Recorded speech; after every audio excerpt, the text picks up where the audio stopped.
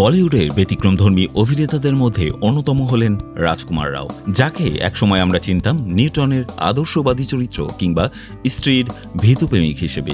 সেই রাজকুমার রাও এবার সিনেমার পর্দায় ফিরছেন এক ভয়ঙ্কর, নির্মম ও গ্যাংস্টারের চরিত্রে।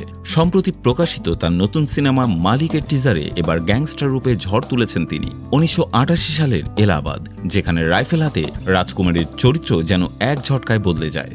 পরবর্তী মুহূর্তে তিনি নিষ্ঠুরতার শীর্ষে, কুড়াল হাতে রক্ত ঝরানো এক খুনের দৃশ্য। টিজার পুরোপুরি দেখাচ্ছে তার ক্রমবিকাশ এক সাধারণ মানুষ থেকে হয়ে ওঠা এলাহাবাদের সবচেয়ে ভয়ঙ্কর মাফিয়া ডন।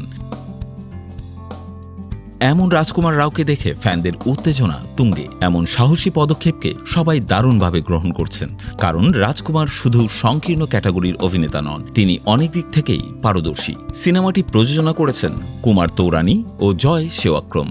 পরিচালক পুলকিত, যিনি আগে টেলিভিশনের হিট সিরিজ ভক্ষণ ও বোস ডেড অর অ্যালাইভের মাধ্যমে সুনাম অর্জন করেছেন। সিনেমার গল্প এমন একজনকে ঘিরে যার জীবন একসময় মিশে যায় শক্তি, বিশ্বাসঘাতকতা ও ক্ষমতার প্যাঁচে।